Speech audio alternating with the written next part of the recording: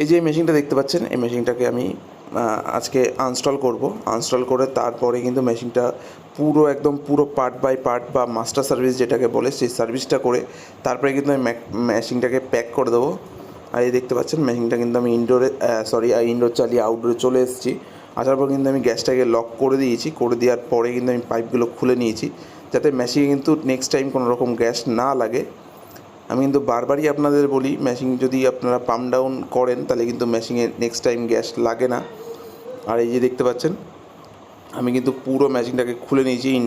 Outdoor খোলা গেছে, এবার আমি ব্যাকেটটাকেও খুলে নিলাম। আর এই যে দেখতে পাচ্ছেন আমি ইনডোরটাকেও খুলে নিচ্ছি। এটা যেহেতু শীতকালের দিকে কাজটা হয়েছে তার জন্য আমি সোয়েটার পরে রয়েছি। এটা অনেকটা পুরনো। আর এই যে দেখতে পাচ্ছেন আমি ইনডোরটাকে নামিয়ে নিলাম। সো আমি এবার দেখিয়ে দিচ্ছি যে প্লেটটা কীভাবে মারা। এই দেখুন, প্লেটটাকে কিন্তু হাতুড়ি দিয়ে পিটিয়ে মারা, যার জন্য কিন্তু স্ক্রুড্রাইভার দিয়ে কিন্তু আমি খুলতে পারবো না। সো এখানে কিন্তু আমাকে হাতুড়ি ছেনি ইউজ করতে হবে। সো দেখুন আমি হাতুড়ি ছেনি দিয়ে কীভাবে খুলবো দেখুন। আর এই বাড়িটা যেহেতু কাজ হবে বা বিল্ডিংটা নতুন করে তৈরি হবে, যার জন্য কিন্তু আমি ছেনি হাতুড়ি দিয়ে তুলে দিলাম, নাহলে কিন্তু তুলতে খুবই প্রবলেম হয়। আর দেখতে পাচ্ছেন ইনডোর আউটডোর দুটোই একদম ফুললি ফার্স্ট ক্লাসভাবে আমি খুলে দিয়েছি, কোনো রকম কোনো প্রবলেম ছাড়া। আর এই দেখতে পাচ্ছেন আমি কিন্তু আউটডোরটাকে ফার্স্টে পুরো পার্ট বাই পার্ট করে নিয়েছি। আর এখানে প্রত্যেকটা পার্ট আমি কিন্তু খুলে নিচ্ছি, পিসিবির পার্টটা খুলে নিচ্ছি। বাট পিসিবির পার্টটা খুলতে গিয়ে আমি দেখছি পিসিবির ভিতরে পুরো পিঁপড়ে ভর্তি।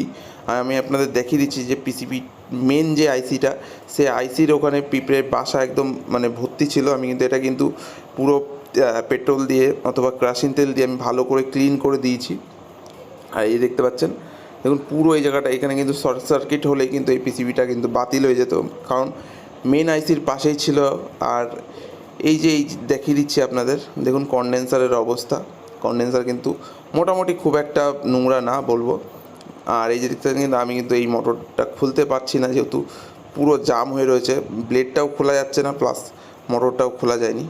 সো যেহেতু এটা প্যাক হয়েই থাকবে, তার জন্য আমি কিন্তু আর বেশি চাপাচাপি করিনি। আর এই যে দেখতে পাচ্ছেন আমি কিন্তু যতটা পারছি সুন্দর মতো করে দিচ্ছি। আর মোটরে জল গেলেও অতটা অসুবিধা হবে না, কারণ এটা বিএলডিসি মোটর।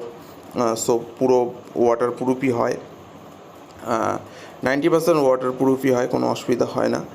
বাট তবুও দেখে শুনে কাজ করতে হয়। আমি কিন্তু খুবই সুন্দরভাবে কাজটা করার চেষ্টা করেছি, যাতে কোথাও জল পড়ে ড্যামেজ না হয়। আর এই দেখতে পাচ্ছেন পুরো আউটডোর কিন্তু পুরো নিট অ্যান্ড ক্লিন করে ফেলেছি। তারপরে কিন্তু আমি ইনডোরে চলে এসেছি। ইনডোরটাকে আমি এখন পার্ট বাই পার্ট খুলে নেবো। সো পার্ট বাই পার্ট খোলার পরে আমি কিন্তু ভালো করে সুন্দর করে যেরকম আউটডোরটাকে সার্ভিস করেছি ইনডোরটাকে কিন্তু সুন্দরভাবে সার্ভিস করবো। আর এই দেখতে পাচ্ছেন আমার কিন্তু কুলিং কয়েল খোলা কমপ্লিট। আর এখন ব্লোয়ারটা আমি খুলে নিচ্ছি।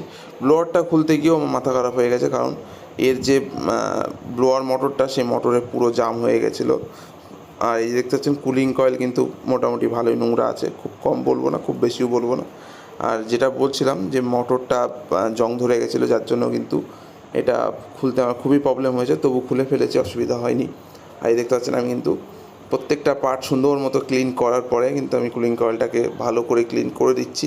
প্রথমে আমি জলটা মেরে নিচ্ছি, তারপরে কিন্তু আমি ফোম ইউজ করে তারপরে কিন্তু সুন্দর মতো কাজটা করবো। আর এই দেখতে পাচ্ছেন আমি কিন্তু এখন ফোম ইউজ করছি।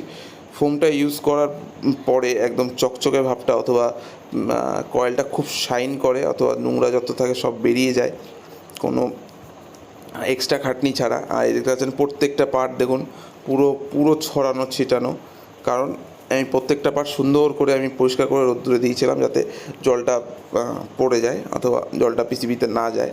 আর এই দেখতে পাচ্ছেন আমি কিন্তু এখন আউটডোরটাকে লাগিয়ে দিচ্ছি। লাগিয়ে দেওয়ার পরে আমি ইনডোরটাকেও লাগিয়ে দিয়েছি। এখন মেশিন কিন্তু ফুললি রেডি। এবার আমি কাস্টমার বলছে যেহেতু এটা বেশ কিছুদিন ইউজ করবেন না, তাই পুরো ওনার যে বক্সে এসেছিলো সেই বক্সও কিন্তু কাস্টমার রেখে দিয়েছিলেন। আর এই যে দেখতে পাচ্ছেন আমি কিন্তু বক্সে সুন্দর মতো প্যাক করে দিয়েছি। প্যাক করে যেখানে রাখতে বলেছে সেখানেও রেখে দিয়েছি। তার আগে আমি ভিডিওটা করে নিচ্ছি। সো কেমন